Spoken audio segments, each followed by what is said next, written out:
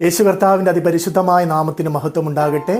എല്ലാ ദൈവമക്കൾക്കും എൻ്റെ സ്നേഹവന്ദനം. അല്പസമയം പ്രാർത്ഥനയോടുകൂടെ നമുക്ക് ഒരുമിച്ച് ദൈവവചനത്തിൽ നിന്നും പഠിക്കുകയും ചിന്തിക്കുകയും ധ്യാനിക്കുകയും ചെയ്യാം.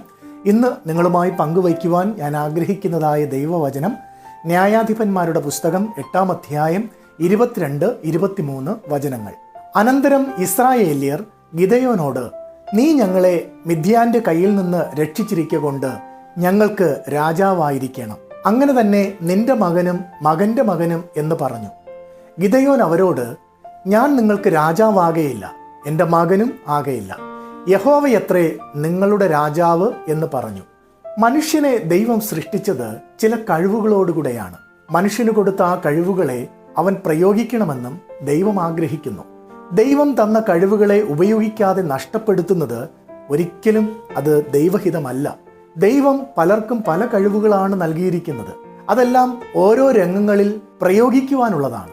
മനുഷ്യർ അലസരായോ മടിയരായോ ജീവിക്കുവാൻ ദൈവം ആഗ്രഹിക്കുന്നില്ല.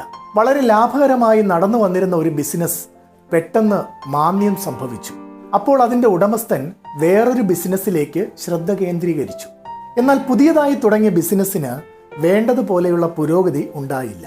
ഈ അവസരത്തിൽ അയാൾ തൻ്റെ സഭാ പാസ്റ്ററെ കണ്ട് വ്യാപാരത്തിൻ്റെ അഭിവൃദ്ധിക്ക് വേണ്ടി എന്താണ് ഞാൻ ചെയ്യേണ്ടതെന്ന് അദ്ദേഹത്തോട് ആരാഞ്ഞു.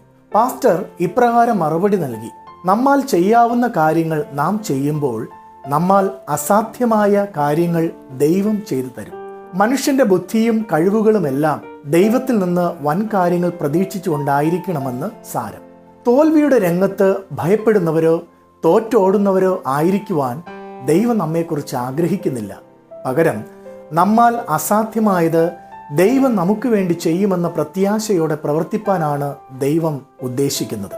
വില്യം കേറി ഒരിക്കൽ ഇങ്ങനെ പറഞ്ഞു, ദൈവത്തിൽ നിന്നും വൻ കാര്യങ്ങൾ പ്രതീക്ഷിക്കുക, ദൈവത്തിന് വേണ്ടി വൻ കാര്യങ്ങൾ ചെയ്യുക. Expect great things from God and attempt great things for God. ഇതായിരിക്കട്ടെ നമ്മുടെ ഓരോരുത്തരുടെയും ആഗ്രഹവും. ദൈവം മനുഷ്യർക്ക് വേണ്ടി പ്രവർത്തിക്കുവാൻ എപ്പോഴും ഒരുക്കമുള്ളവനാണ്. മനുഷ്യൻ അത് ഏറ്റെടുക്കുവാൻ തയ്യാറായാൽ മാത്രം മതി. ദൈവം കഴിഞ്ഞ കാലത്ത് നമുക്ക് വേണ്ടി പ്രവർത്തിച്ചത് നമ്മുടെ ജീവിത അനുഭവമായാൽ വർത്തമാനകാലത്തും നമുക്ക് വേണ്ടി പ്രവർത്തിക്കുന്നവനാണെന്ന് വിശ്വസിക്കുവാൻ നമുക്ക് സാധിക്കും. വർത്തമാനകാല അനുഭവങ്ങൾ ഭാവി കാലത്തേക്കുള്ള അനുഭവ സമ്പത്ത് കൂടിയാണ്. മിദ്യാന്യരെ ഭയന്ന് ജീവിച്ചവനായിരുന്നു ഗിദെയോൻ. ഗിദെയോൻ പരാക്രമശാലിയാണെന്ന് ദൈവം കണ്ടു. എന്നാൽ ദൈവം ഗിദെയോനെ കണ്ടതുപോലെ ഗിദെയോന് തന്നെ കാണുവാനായിട്ട് സാധിച്ചില്ല. കണ്ടിരുന്നുവെങ്കിൽ അവൻ മിദ്യാന്യരെ ഭയക്കുമായിരുന്നില്ല. ഗിദെയോന്റെ വിജയത്തിനായി ദൈവമാണ് ആദ്യമായി മിദ്യാന്യരോട് ഇടപെട്ടത്. അവരുടെ മനസ്സിൽ ഭയം വിതച്ചത് ദൈവമായിരുന്നു. അവർ തോൽപ്പിക്കാൻ തയ്യാറായിരിക്കുമ്പോഴാണ് ഗിദെയോനും കൂട്ടരും അവിടെ ചെന്ന് ദൈവത്തിന്റെ വിജയം ഏറ്റെടുത്തത്. എന്നെ കേൾക്കുന്ന പ്രിയമുള്ളവരെ, നിങ്ങൾക്ക് ഓരോരുത്തർക്കും ദൈവം വിവിധ കഴിവുകൾ നൽകിയിട്ടുണ്ട്. ആ കഴിവുകളെ നിങ്ങൾ തിരിച്ചറിഞ്ഞ് പരമാവധി ശ്രദ്ധയോടും ഏകാഗ്രതയോടും ഓരോ രംഗങ്ങളിൽ നിങ്ങൾ ആ കഴിവുകളെ ഉപയോഗിക്കുമ്പോൾ അസാധ്യമായവയെയും ദൈവം നിങ്ങളിലൂടെ സാധ്യമാക്കി തീർക്കും. കർത്താവ് നിങ്ങളെ അതിനായി സഹായിക്കുകയും എടുത്ത് ഉപയോഗിക്കുകയും ചെയ്യുമാറാകട്ടെ. ആമേൻ, ആമേൻ.